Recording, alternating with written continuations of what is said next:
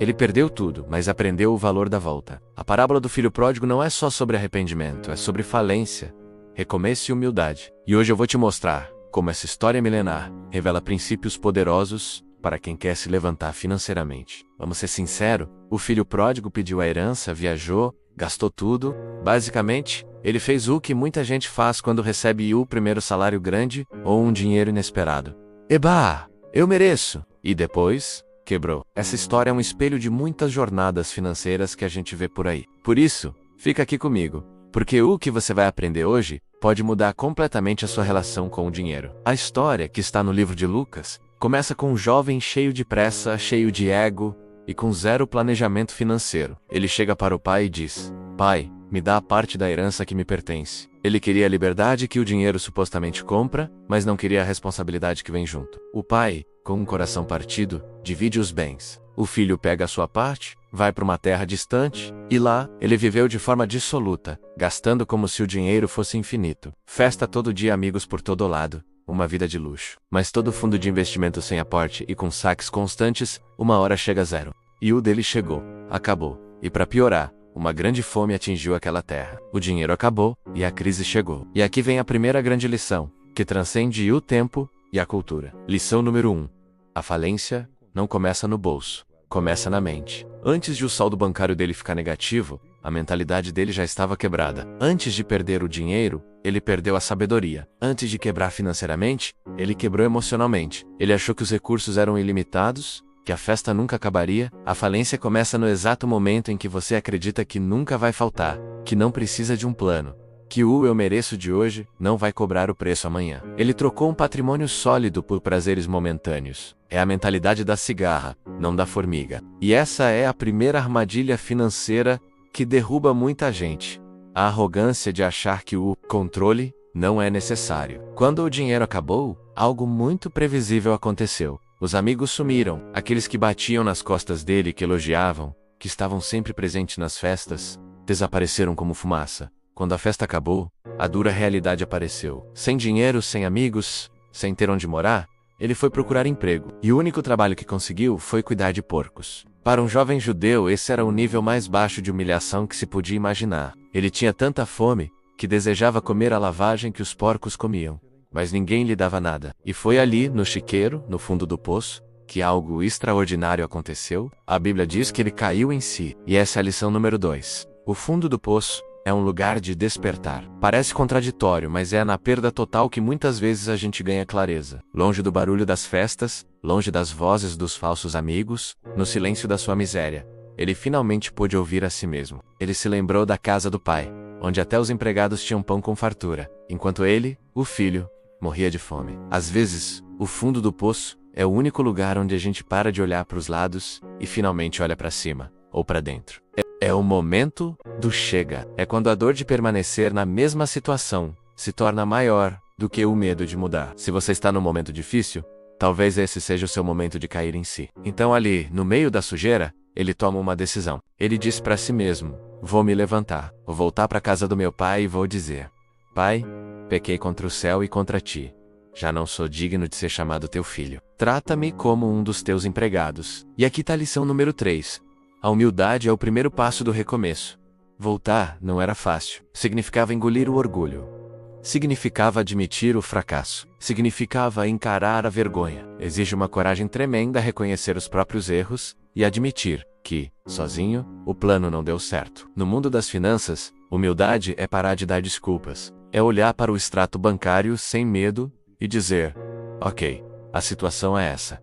Eu errei aqui, aqui e aqui. Preciso de ajuda. Preciso de um novo plano." Humildade não é se sentir um lixo, é ter a força de se levantar do lixo. É o início de toda e qualquer reconstrução financeira. Sem humildade, a gente continua cavando o buraco, culpando os outros, a economia, o governo, e nunca sai do lugar. E ele se levanta e começa a longa jornada de volta para casa. Ele não sabia como seria recebido. Ele esperava o pior. Talvez uma porta na cara, talvez uma bronca, talvez a posição de servo que ele mesmo se propôs. Mas o texto diz que, quando ele ainda estava longe, o pai o viu, e cheio de compaixão correu ao seu encontro, o abraçou e o beijou. O filho começa o discurso ensaiado: "Pai, pequei. Mas o pai nem deixa ele terminar. O pai grita para os servos: tragam a melhor roupa, um anel para o dedo, sandálias para os pés. Tragam um novilho gordo e matem. Vamos fazer uma festa, porque este meu filho estava morto e reviveu.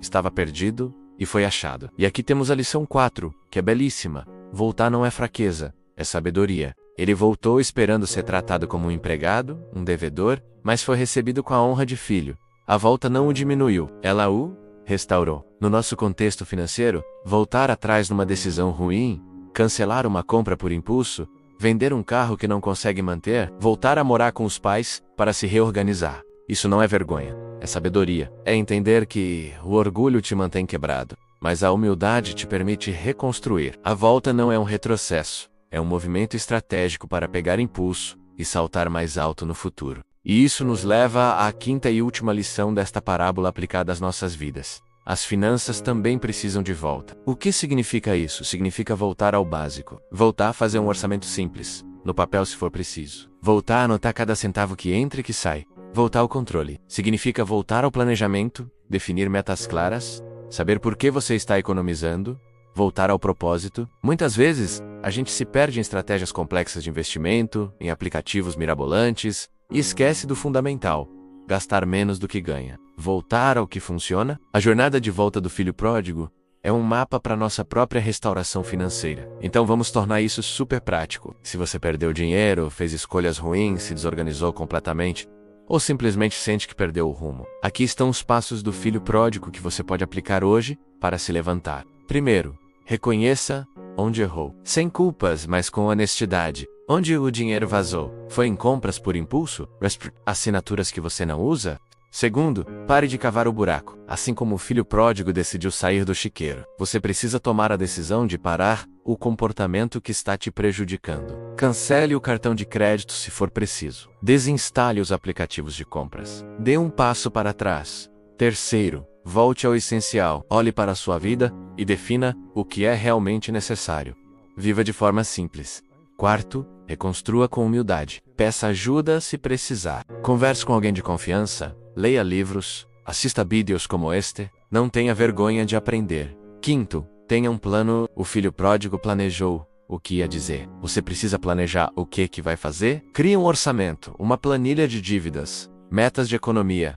Sexto, seja sempre constante. A reconstrução não acontece da noite para o dia. É um passo de cada vez, dia após dia. E finalmente, sétimo, não repita o ciclo. Aprenda com os erros. A verdadeira sabedoria não é só sair do buraco, é nunca mais cair nele pelo mesmo motivo. A história do filho pródigo é uma das mais poderosas da humanidade, porque ela nos lembra de algo fundamental. Não importa o quão longe você foi, não importa o quanto você perdeu, não importa o tamanho do erro, sempre existe um caminho de volta. E esse caminho de volta começa com uma decisão, alimentada por humildade, guiada por sabedoria e colocada em prática com ação. Sua história financeira não precisa terminar no chiqueiro. Você pode se levantar hoje. Se esse vídeo falou com você de alguma forma, se uma dessas lições tocou no seu coração, faz o seguinte: se inscreve aqui no canal. E mais importante ainda, ativa o sininho das notificações. O YouTube só te entrega os próximos vídeos se você fizer isso, e eu tenho muito mais conteúdo para te ajudar nessa jornada. E agora, eu quero saber de você. Comenta aqui embaixo. Qual é a área da sua vida financeira que precisa de uma volta hoje? É no controle de gastos? É no planejamento? É na quitação de dívidas? Compartilha com a gente. Vamos construir uma comunidade de apoio aqui. Muito obrigado por ter ficado até o final. Nos vemos no próximo vídeo. E lembre-se sempre, perder tudo não é o fim, é o começo de uma nova história.